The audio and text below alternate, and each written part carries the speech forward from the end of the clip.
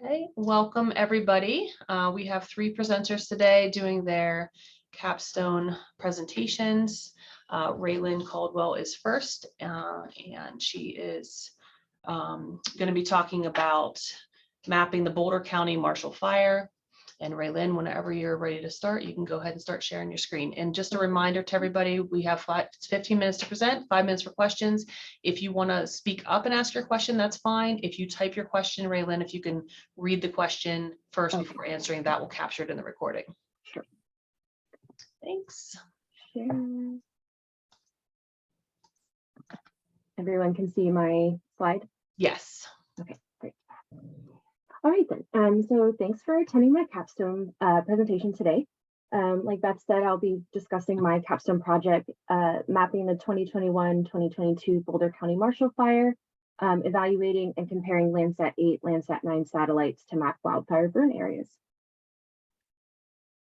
So this is the agenda for my presentation today. Real quick, just introducing the topic, going through my expected results, objectives, outlining the study area, really briefly talking about my methodology, and then working through my results and synthesis and conclusions. So climate change and human activities have been increasing the occurrences of large wildfire events across the world, and especially in the Western United States. Fire and emergency management agencies are turning to remote sensing to evaluate the impacts and effects of wildfires on communities and ecosystems. Remotely sensed satellite images can be used for fire detection, active fire mapping, post-fire burn scar and burn area mapping, as well as performing damage assessments. So the Landsat 9 mission was recently launched September 27, 2021, marking the next evolution of the Landsat program.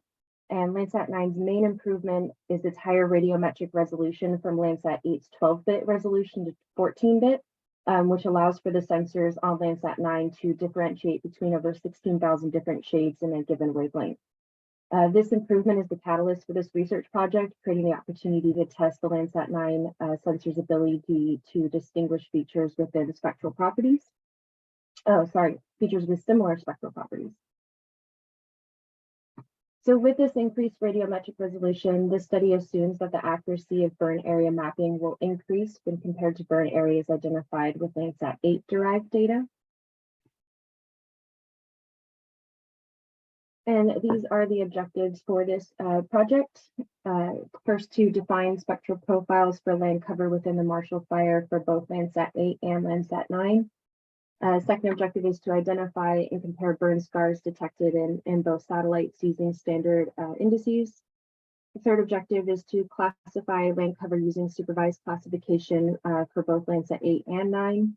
And the final objective was to assess the accuracy of those classification results in identifying burn scars.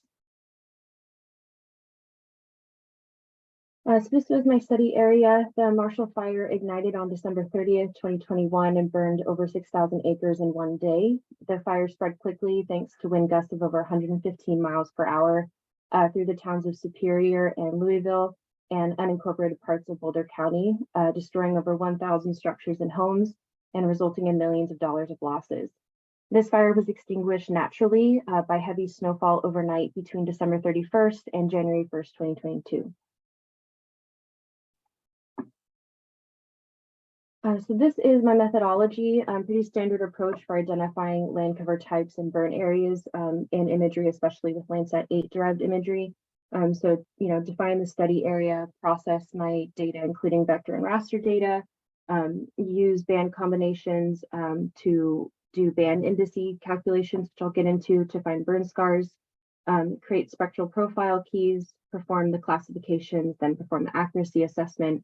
In this particular case, I ended up doing an extra efficacy test, which I'll talk about, and then analyzing and discussing results.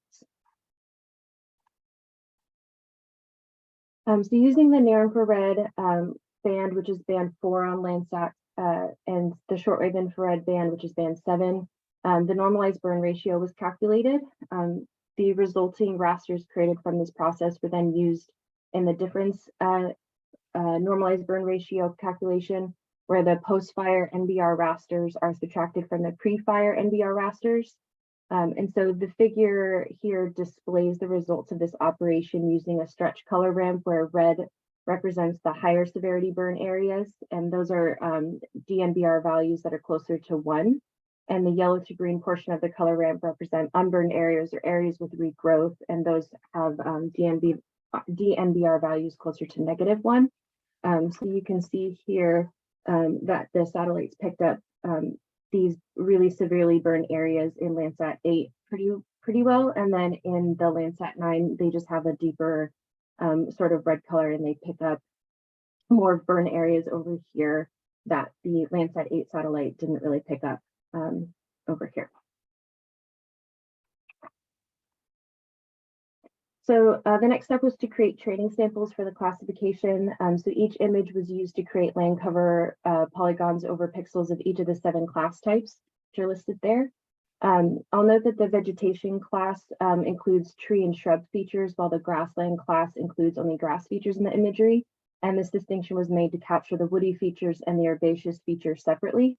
And each of the 4 images were used to create at least 25 training samples for each class. So these training samples were then used to create spectral profiles for each class in each of the pre and post fire rasters for Landsat 8 and Landsat 9. And creating these profiles can help the system better classifying the images by studying the pixel spectral range to determine if the training samples have been created over pixels that may contain multiple classes, or if the training samples, or if more training samples are needed to better pick up pixel values across the classes. So evaluating the spectral profiles for the pre and post-fire Landsat 8 imagery reveal distinct profiles between the different bands that should produce good classification results. It's expected that barren, pavement, and developed classes will have high reflectance across all wavelengths, which are these ones here, the brown, kind of yellow and white one. While shadow and water will have lower mean values across the bands. Vegetation, which is those woody features again, have a pretty normal, spread across the wavelengths with high near infrared in both, and that just indicates, pretty healthy and then really healthy vegetation in the post-fire imagery. Assessing the spectral profiles for the Landsat 9 imagery also display discrete profiles across the different bands. The Landsat 9 profiles are similar to Landsat 8, but display slight variances, which are likely due to Landsat 9's higher radiometric resolution, again, allowing the satellite to differentiate between very similar shades in each wavelength. So being comfortable with those spectral profiles, the images were then classified. The maximum likelihood classifier was used as it is well suited for that.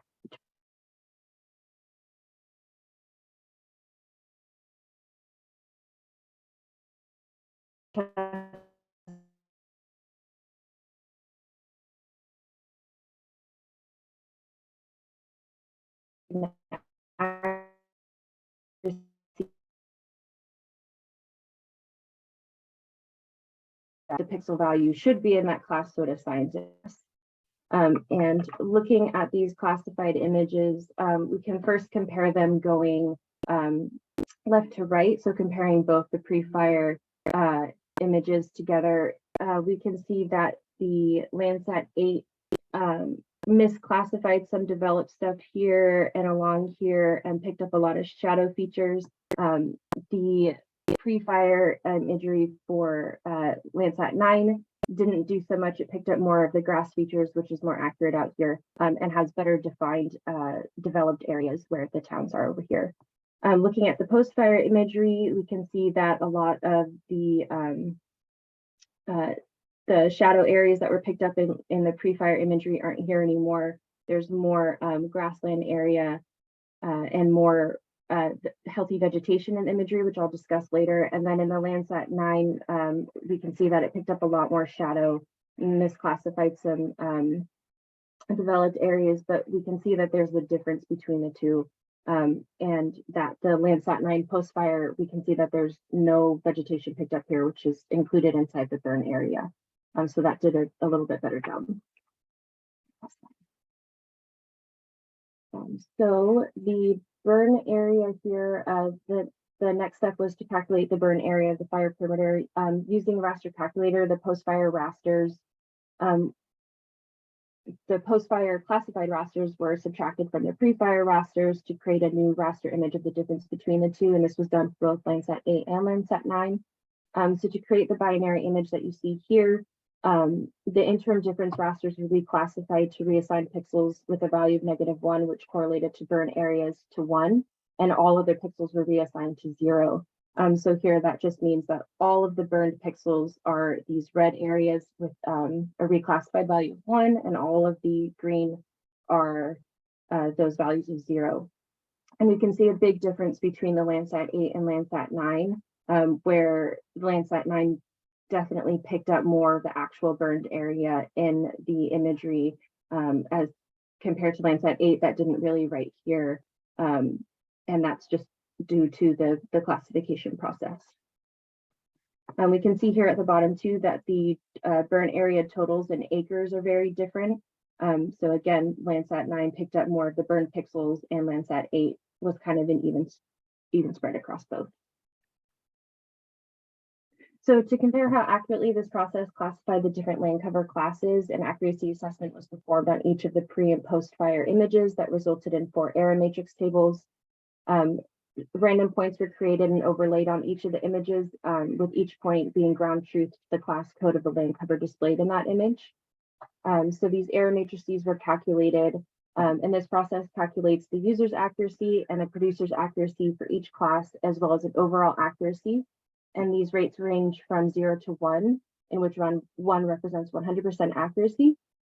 The user's accuracy, which is here in this column, shows false positives in which pixels are incorrectly classified as a known class, like going this way, when they should have been classified as something else. And the producer's accuracy is a false negative in which pixels of a known class are classified in something other than that class, going down this way.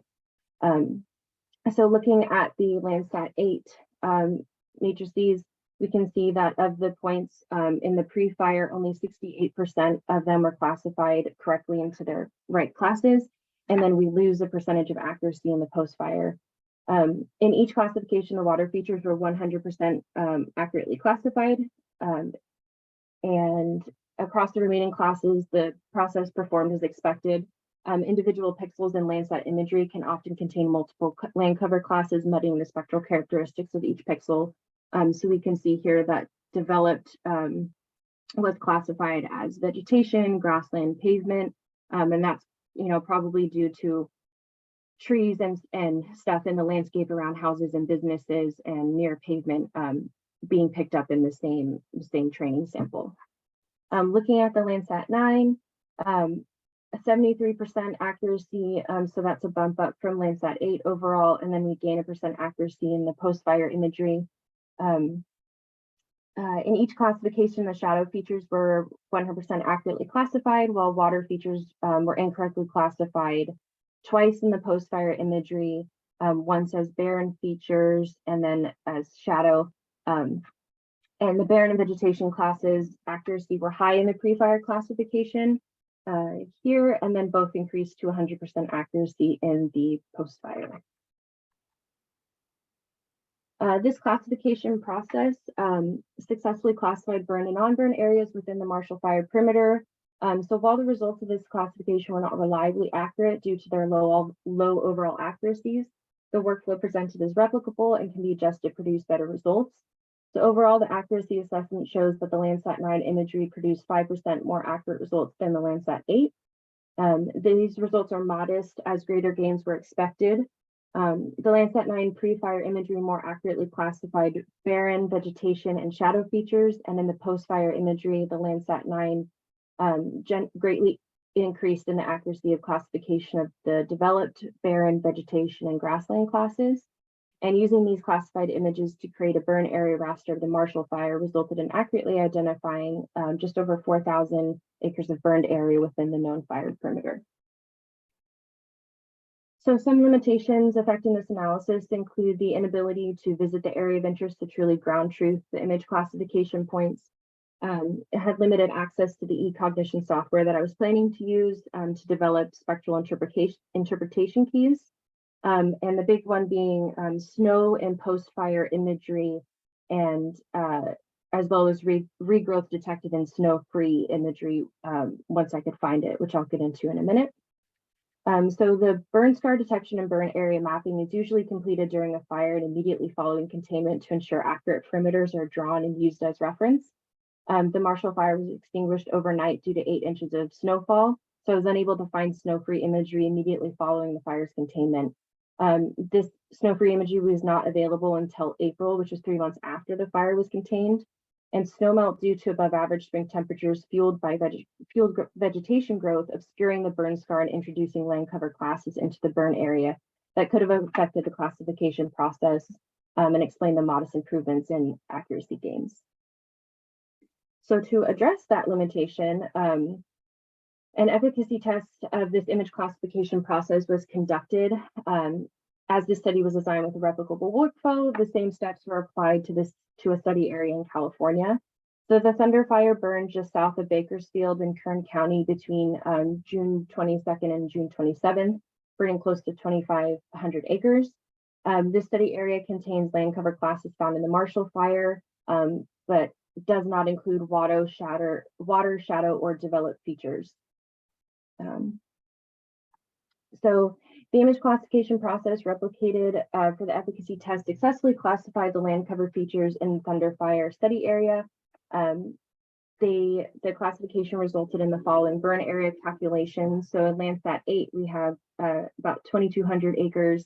Landsat 9, we have almost 2,000 acres.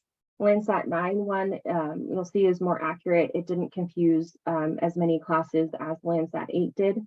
And shows more of the unburned vegetation here that wasn't affected by the fire, where that's not picked up in the Landsat 8. So performing this workflow for this study area resulted in higher and improved accuracy, which were the predicted results of this project.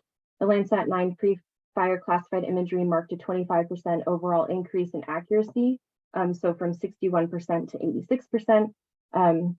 And the post-fire imagery was 32% more accurate, up from 57 to 89%.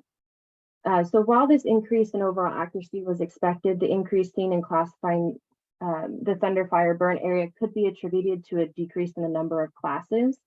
So a group of researchers in 2019 performed a literature review of over 100 papers to examine the relationship between overall accuracy and the number of classification classes, and found a negative correlation between the two, where an addition of a single class can lead to a decrease of 77% overall accuracy. So conversely, for this application, reducing the number of classes can lead to an increase in overall accuracy.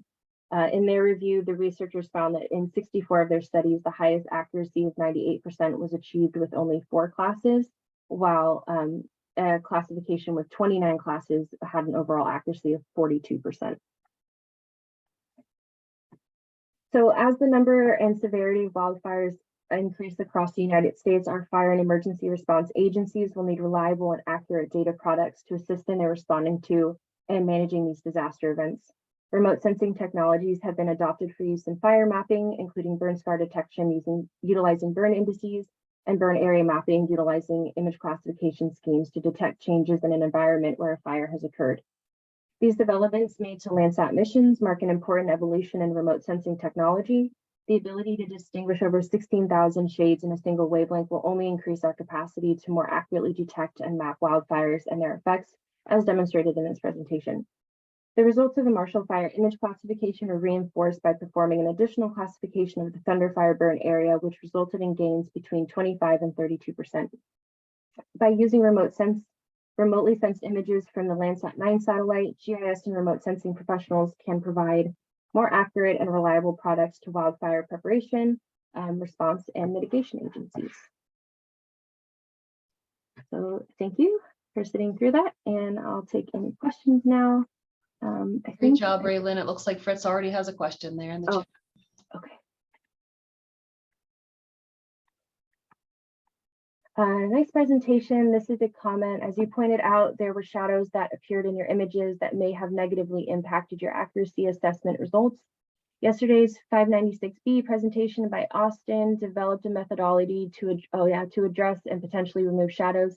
If you continue with this project, you should contact Austin to see whether his shadow detection and removal process would improve your accuracy assessment results. Yeah, I agree. I'm going to watch his recording later because once I saw what his topic was, I figured, oh, wow, we probably should have, communicated or something along with this process, because that definitely would help with my image classification. Yeah, thanks, Fritz. And it was also interesting because he did Boulder. Did you notice that?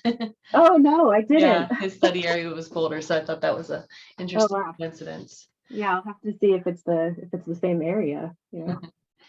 Do we have any other questions? I just have a more fun question because I don't know all that much about Landsat and remote sensing. Mhm. What are you going to do with all of your free time now that you're graduating?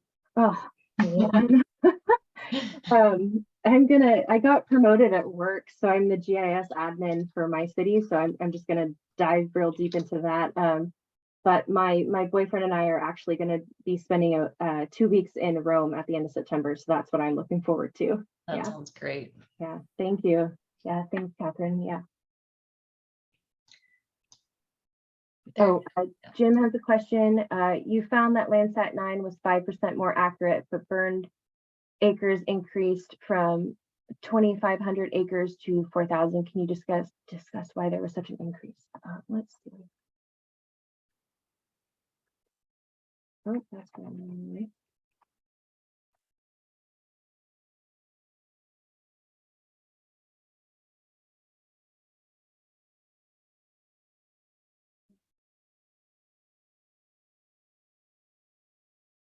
Okay.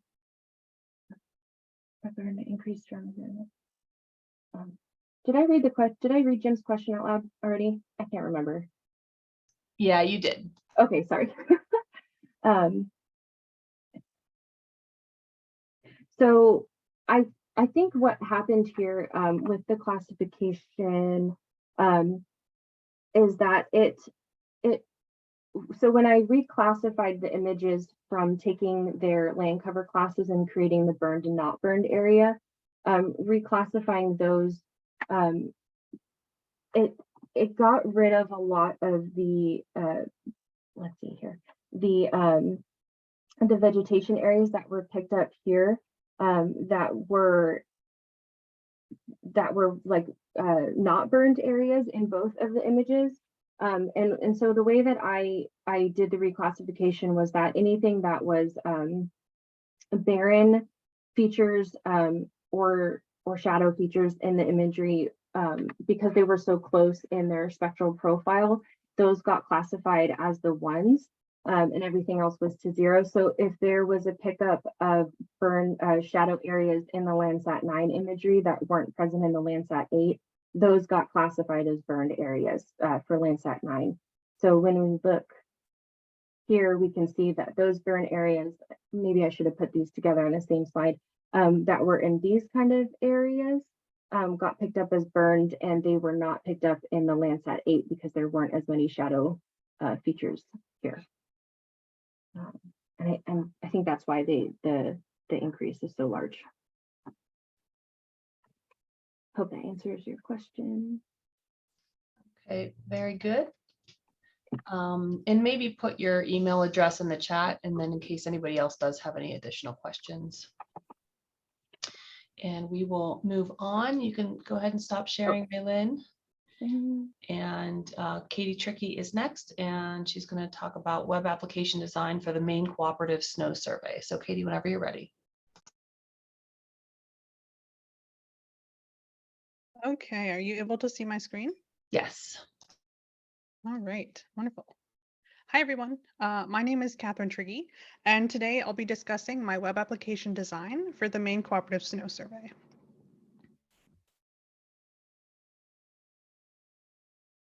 I'll begin by talking about relevant background information, the goals and objectives of my project, the methodology, including a preview of the beta application, and conclude with future work. So let's dive in.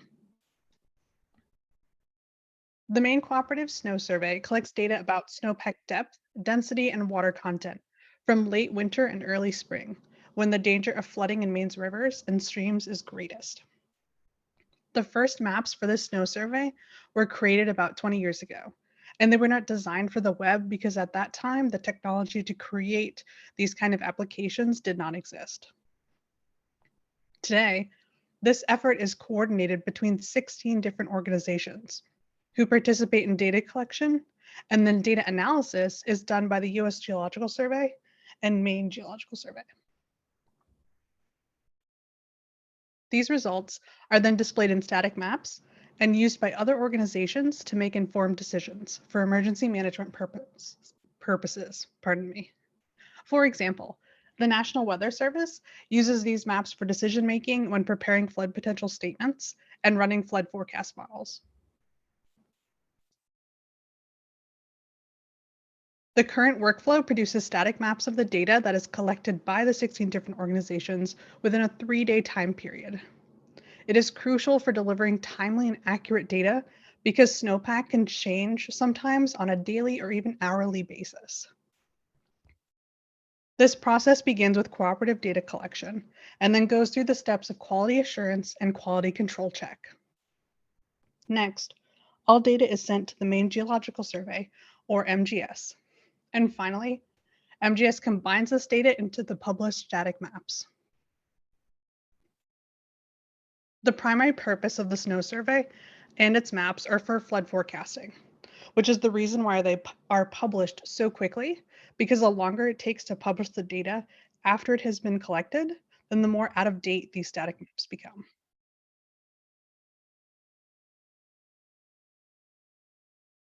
The image on the left is one example of a static map that is produced by the snow survey, and it shows equivalent water content in snowpack from April 7th to 8th in 2014.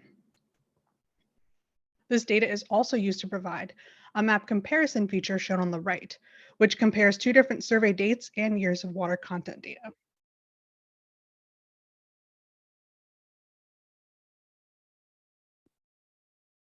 To access these static maps, a user must navigate to the Maine Cooperative Snow Survey website.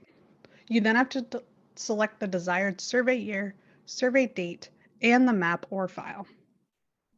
As you can see, this user interface appears to be a bit clunky for some viewers, but you will eventually find the map you're looking for. In addition, these maps are also static, which limits the user's ability for data exploration, such as trying to find data collected for a specific survey site.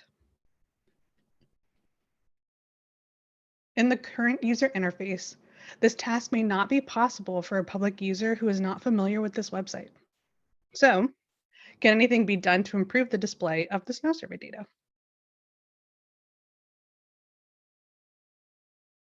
The goals and objectives of my project were to use geovisualization to transform Maine Cooperative Snow Survey's snowpack depth, water content, and density data from static maps into an interactive web application.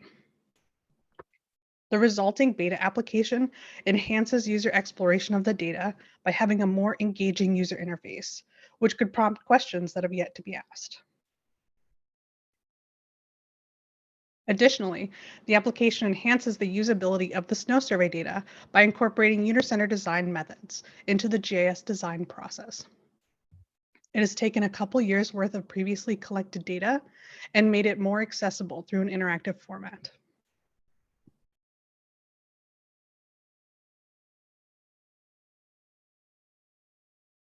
The methodology for this project followed the process of GIS design while incorporating user-centered design methods to ensure each stage considered the target audience, which is the general public in this case. This began with concept development and prototyping. During concept development, there were 2 low-fidelity prototypes created, which contained a black and white color scheme to encourage the focus to remain on the user interface components and how they work. The prototypes were meant to be rough mock-ups of the beta application, and therefore did not contain interactivity, detailed visuals, and detailed content. The images shown are both low-fidelity prototypes, and on the left, you can see the Map View tab, while on the right, you can see the Map Compare tab. Then, during the prototyping stage, a high-fidelity prototype was created and designed to match the beta application more closely. The purpose of this prototype was to look more realistic by the inclusion of interactive elements, more detailed visuals with color, and having all content that would appear in the beta design. All prototype creation included a design evaluation to review the content with consideration for the target audience.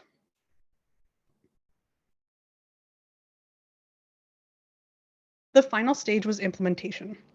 It involved building a programmatic beta web application using Esri's ArcGIS API for JavaScript. It incorporated front-end development tools using Bootstrap Vue to provide an intuitively designed user interface. The published data was available for download through the main cooperative snow survey data ArcGIS Hub website. And for this particular implementation, the data was accessed using an ArcGIS REST API. The coding process involved manipulating data values to ensure it was brought into the application in a user-friendly and easily readable format.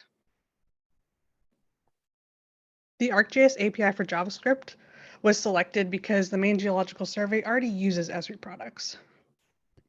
Bootstrap Vue was selected because it provided a straightforward approach to access the desired user interface elements and can be accessed through URLs via the web browser.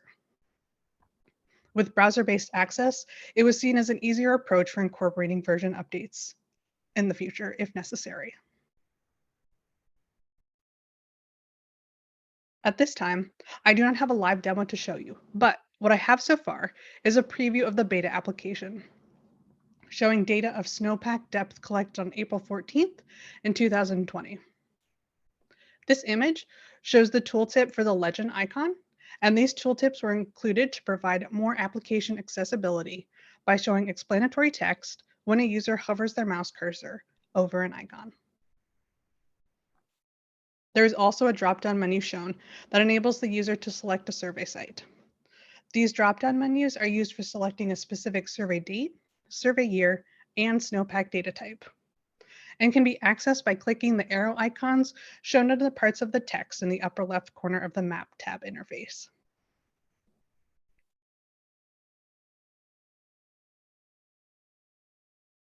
This next image shows what a user will see when the legend icon is clicked, which is the symbology for snowpack depth measured in inches on April 14th in 2020. The use of sequential color scheme paired with graduated symbology were incorporated to provide a user with a stronger visual to differentiate between the lower and higher values of snowpack data collected. The last main components were incorporated in the upper right-hand corner of the beta application. One button is labeled Overview, and when clicked, it displays a splash window of descriptive text about the application. The other button is labeled Search for a Location, and when clicked, it enables the user to search for a physical address. To reiterate, the main goal was to provide a more engaging user interface for data exploration, and was achieved with this beta application because it provides the ability for a user to explore snowpack depth, water content, and density data through two different interactive user interfaces, which were a tab to explore a single map view of the data, and a tab to compare two different survey years, dates, and snowpack data types. To wrap up, there's great potential for enhancing this beta application. One example is exploring programmatic automation to determine the best approach for meeting the required 3-day timeframe to create these maps on a recurring basis. Another example would be providing a method for live data collection, which would incorporate built-in QA/QC so users could access real-time data. Both of these potential enhancements would involve working closely with the main geological survey and the 16 organizations involved in the data collection efforts. Thank you for your time, and are there any questions? Great job, Katie. I put a question there, but I hope some other people have some questions, but this is really interesting. Good work.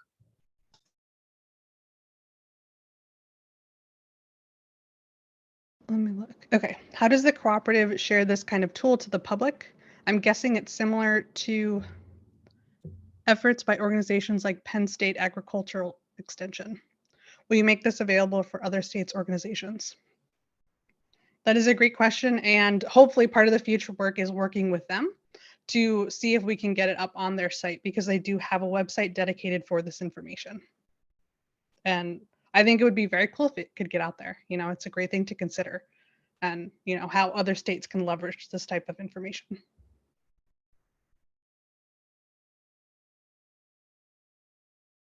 Good job with your presentation, a practical application. Can you expand a bit more on who specifically provided feedback on the interface design during the prototyping stage, and what considerations were given in their selection?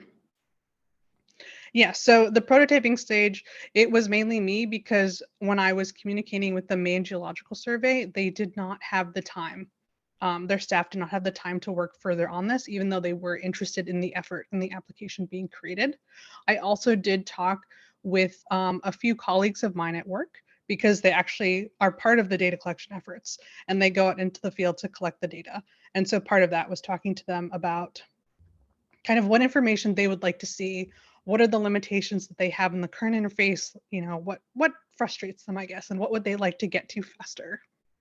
So Okay, it looks like that's all the questions for now. If you could put your email address and notes there on the screen, but if you could put it in the chat in case somebody else has a question. Okay. So our last presenter for today is Matt Price. He's going to talk about wildfire vulnerability assessment for Marin County, Bay Area, California. So Matt, whenever you're ready. All right. Hello, everyone. Can everyone see my screen? Yes. Perfect. You Okay. might want to well, put it in slideshow mode. I don't know if you have notes, but we can see like next slide. So I don't know if there's a way really? to, I don't know if there's a way to maximize just the slide on the screen. Hold on. Let me just a little configuration here. Yeah. And can you see the next slide now? I think you might need to share again. Oh, there we go. Hold on, it's coming up. There we go. That looks perfect. A little bit of a lag there. It's okay. Okay. Well, hello, everyone. My name is Matthew Price, and I'm pleased to present my wildfire vulnerability assessment for the Marin County, Bay Area, California. Now, in general, the landscape that we're looking at for the Marin County consists of fragmented forests, fragmented shrubland, developed land, and cropland. Now, in general, the western U.S. forest is dominated by 30% of high severity forest fires, as well as about 45% of low severity forest fires. Now, background research going into wildfires led into 4 different categories: local government, national government, natural environment, and fire management. Now, local government has arrangements for wildfire emergencies in their own platforms, those being website platforms of Fire Safe Marin and Alert Marin. Now, what these websites do is they provide a lot of useful information, such as a guideline of what to do for an individual inside of the house, outside of the house, before they leave. They also provide evacuation maps, routes, and they control traffic that increases mobility for first-time responders. Now, they also provide a warning system. Now, this warning system comes in the form of 3 different warnings. Evacuation order, meaning leave now. Evacuation warning, meaning you have time to do stuff at home, but eventually leave. Now, shelter in place has one of 3 meanings. One, it's too impossible to move, it's too dangerous, or it's just unnecessary to move. Now, in general, the fire department of the Marin County consists about 6 different fire stations controlling 340,000 acres of federal, state, local, and private owned land. Now, these fire stations are supported by a network of rescue vehicles, ambulances, fire engines, water rescue vehicles, various different agencies that also support water rescue missions, as well as a 24/7 camera network that surveys the land at all times. Now, for the national government portion of my research, wildfire occurrences are observed by multiple different entities of our government, such as firms, National Wildfire Coordination Group, Fire Administration, or FEMA. Now, FEMA has created a national risk index, and as you can see on the map on the right-hand side, I'm just focusing on the Marin County for this map. Now, FEMA has created the National Risk Index in the form of 3 different details. census blocks, census tract, and county, county being the least detailed. Now, the NRI consists of 3 different factors: social vulnerability, community resilience, and expected annual loss. Each factors are implemented into an algorithm, as you see on the bottom left-hand corner, to calculate the overall risk for wildfire emergencies or wildfire occurrences, that is. Now, in general, the natural environment has witnessed change. In recent research, it has been noted that wildfires are now reaching unprecedented elevations within our mountainous regions. Now, this is due to climate change changing our environment in a significant way, that it is now removing a prominent barrier, which is a flammability barrier that was once previously there in like 1984, denoting wetter regions, keeping wildfires at a relatively low elevation. But since climate change has adjusted our environment, wildfires are now reaching higher elevations going upslope. Now, what this would affect is snowmelt. Since wildfires are now reaching higher elevations, they are creating burn scars, affecting tree stands, which the snowmelt use as anchors to survive from fall to summer. Now, what this would translate into affecting is the water quality and quantity that reaches our own water resources or reservoirs. Now, key controllers of fires are separated into 2 different categories, and they relate to elevation. High elevation key controllers are non-amendable, and they are extreme drought, high winds, and local topography, all things that fire management cannot adjust or amend. But for low elevation, key controllers for fires, such as ignition sources or vegetation structure and fuel amounts, all of which are very susceptible to fire management practices, that is. So fire management practices currently are using mechanical thinning methods. Now, what that is the removal of trees and stands in strips and rows in spaced intervals. As you see in this diagram, top left, it is an untouched forest scape versus the bottom right, which is a heavily thinned forest scape. Now, impacts using this fire management practice is that it's inefficient for ecological and environmental stability for our environmental state. Never mind, it does create fuel loads, and by doing this practice, it opens up overstory vegetation, increasing sunlight to the ground, which would translate into increased growth of non-native plant vegetation, which is highly flammable to our environment. All of which pointing to increased fire occurrences. Now, the fire administration, as well as the forestry department, have established the home ignition zone. Now, the home ignition zone is a perimeter about 30 to 60 meters around any housing structure. Now, what the HIZ housing, a home ignition zone, comprises the wildland urban interface. Now, components going into the wildland urban interface are the human presence, wildland vegetation, and the distance that represents potential for effects, as you see in this diagram on the top left. Now, these policies are supported and backed by different acts, such as the Healthy Forest Initiative and the Healthy Forest Restoration Act of 2002 and 2003. Current practices that I have just discussed have a long history of successful fire management practice. It controls fire behavior, fire spread. It's a great tool for housing development planning, as well as an offsetting tool for our logging operational costs and housing development costs. Although there are large pros to this practice, there are a number of cons as well. Since environmental climate change has changed our environment, these practices have not really adapted to the change. As such, they've created new surface fuel loads.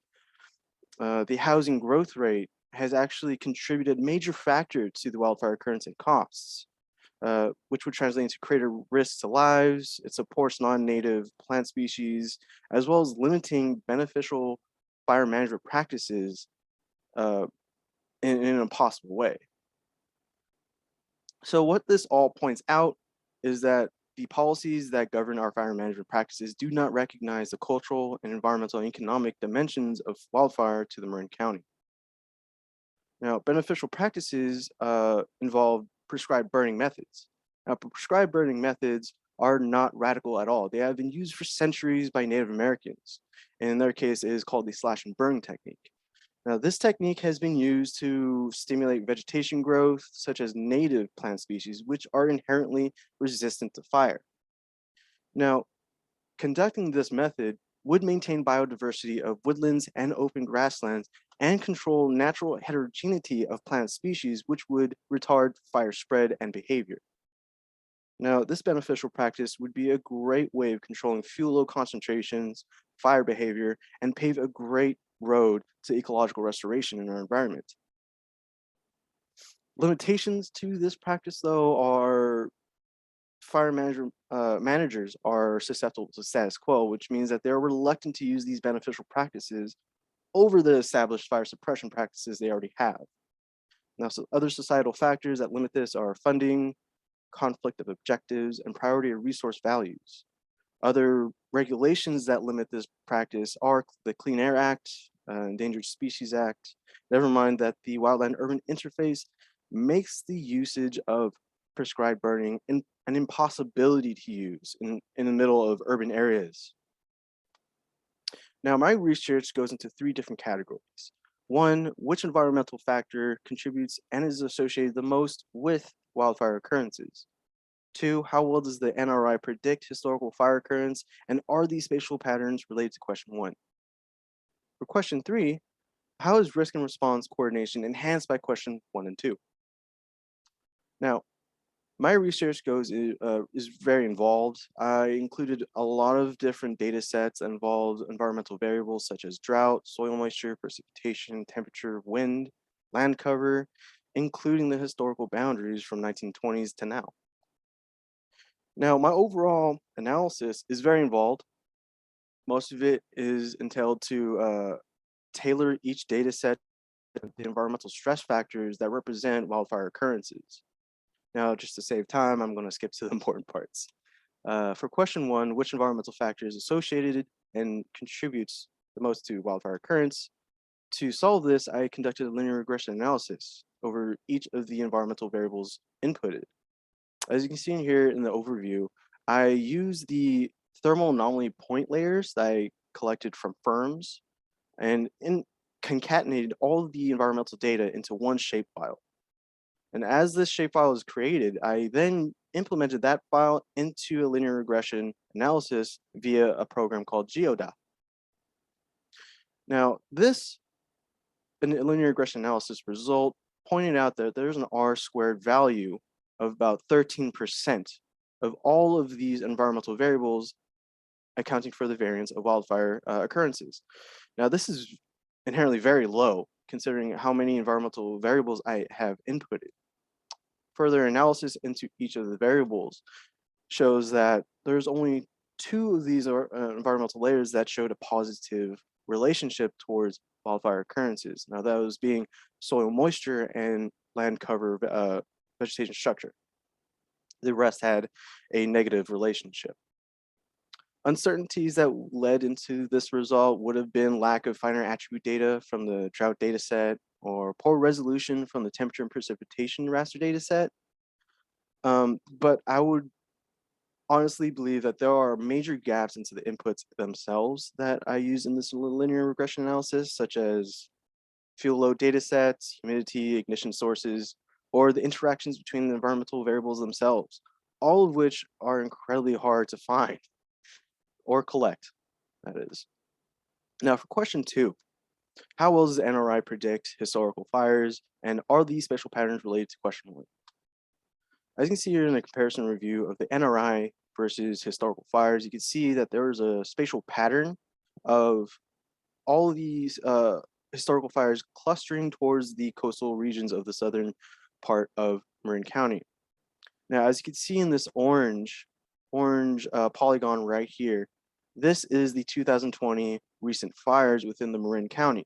Now, the NRI has this placed within the high risk areas, which means that there's an accuracy higher for recent fires calculated in the NRI, but this is not the case for historical fires.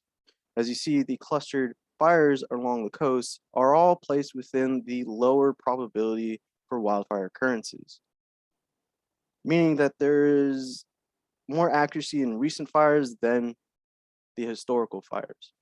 Now, for spatial pattern comparison, the NRI only evaluates building agricultural value as well as population density. It's good to note that FEMA's NRI does not consider the physical or economic interdependencies of the geographical region that is being calculated. But for my environmental analysis, I take into account the geographical environmental variables that would promote wildfire occurrences instead of just looking at building value or agricultural value or population density to determine the high risk values.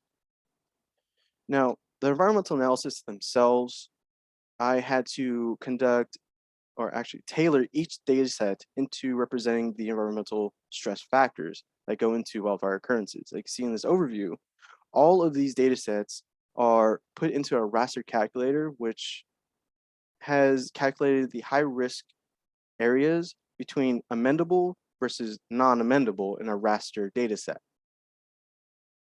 As you can see in the map here on the right-hand side is the result of that calculation. As you can see, most of the high-risk areas are in the southern regions, with some in the northern regions, northwest and northeast. But to narrow this down, I had included the wildland-urban interface denoting areas of dense population from low to high. As you can see on the map on the left-hand side, the high-risk areas are reduced significantly. However, these areas would denote priority areas that would need to be targeted first by fire management practices.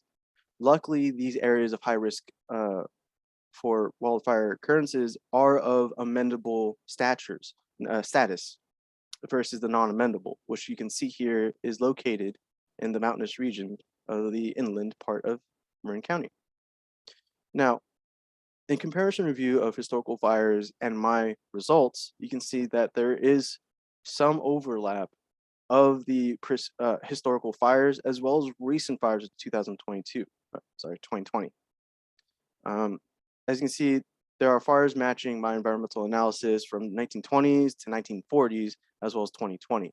So my analysis would result in a certain amount of accuracy in its results.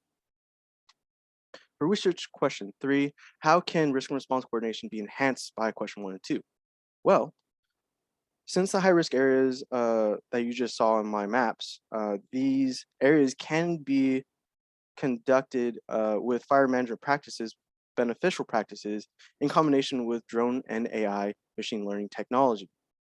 Now, drone technology can be operated autonomously with multispectral scanners such as drone LiDAR. Now, drone LiDAR can be a pivotal tool in deducing overgrowth in understory vegetation within our forested regions. Now, this would increase efficiency of data acquisition, as well as reduce costs for gas, labor, and remove loss of life factor for anyone operating an aerial vehicle capturing these images. Now, AI machine learning can supplement this by processing and distributing this data at an increased rate than any human operator can operate at. This would translate into increased alert and response times for fire management to the public, as well as improve fire management by implementing a routine oversight of fuel load accumulations via drone technology. Never mind that this AI machine learning technology can also be implemented into the environmental analysis or prediction models themselves by increasing the accuracy by maintaining the uneven distribution of data sets between the uncertain data sets such as drought or temperature and precipitation data sets that were implemented in this analysis. That is my end of my presentation. Thank you for listening. Great job. I think we, I know Alan has a question. Raylan has a question there. Okay. Hold on. I have to pull pull up the chat box. Nice presentation. In your first research question, did you consider staffing of first responders as a variable in my regression? Not necessarily. My analysis was mainly involved just in the environmental factors of wildfire occurrences.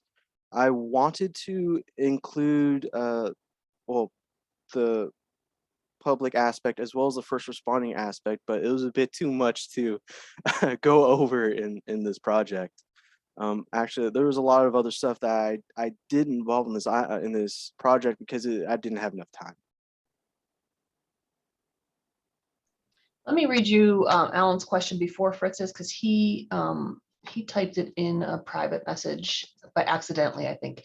It says, prescribed fire caused the largest fire in recorded history in New Mexico this year. Based on your work, what would be the best and or safest place for prescribed fire?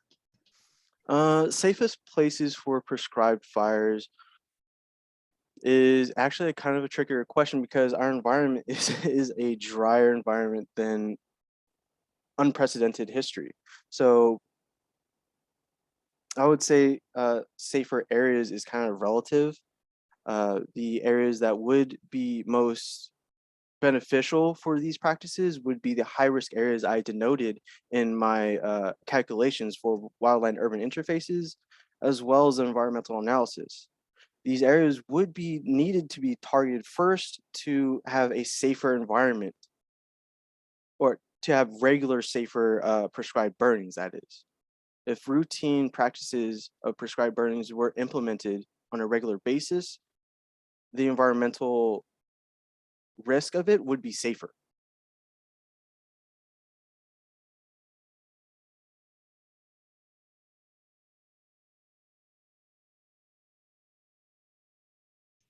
I think the next one is from Fritz. Oh, in your research question, did you consider the staffing of first responding? Did you consider road density or distance from road in your model?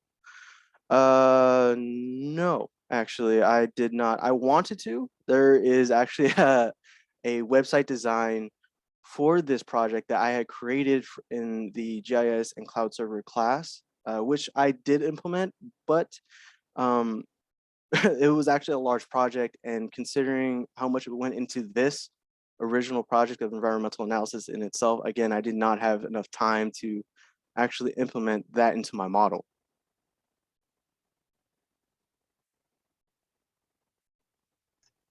And I put a question right above Alan's. Oh, okay. I'm assuming one of the arguments for priority of resource value is coming from logging companies with stakes in this who don't want the better suppression practices.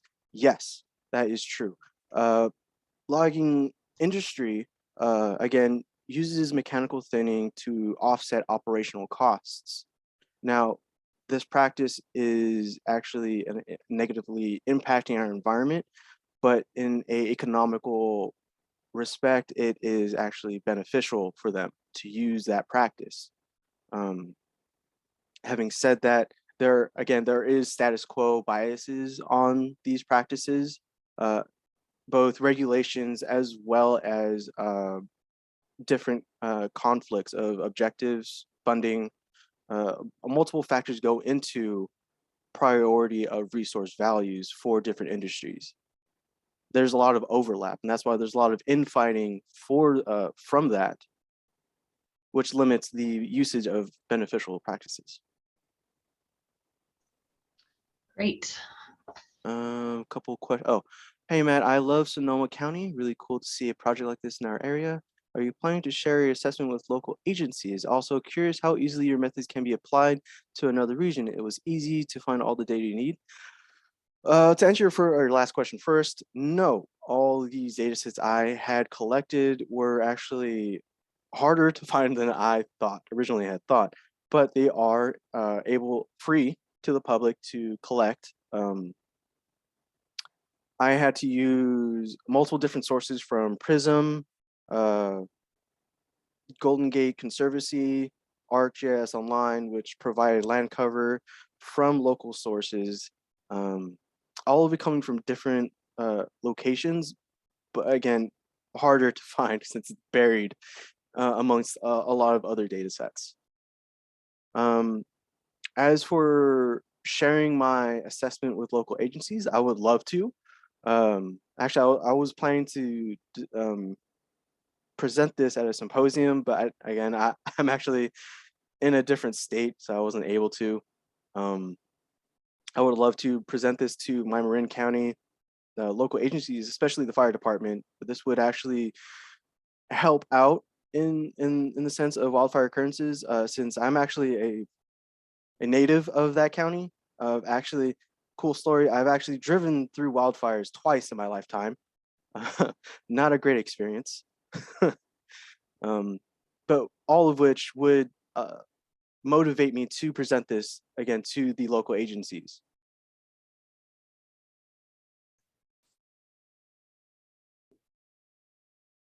Is that everyone's question? Yep, Raylan just had a comment. Okay, great job, Matt. That ends our presentations, kind of right on the nose, perfect timing. I want to just thank everybody for coming. I am recording this, so if you guys want the recording, just let me know. I will also put it in the capstone library. But congratulations, everybody, on being done.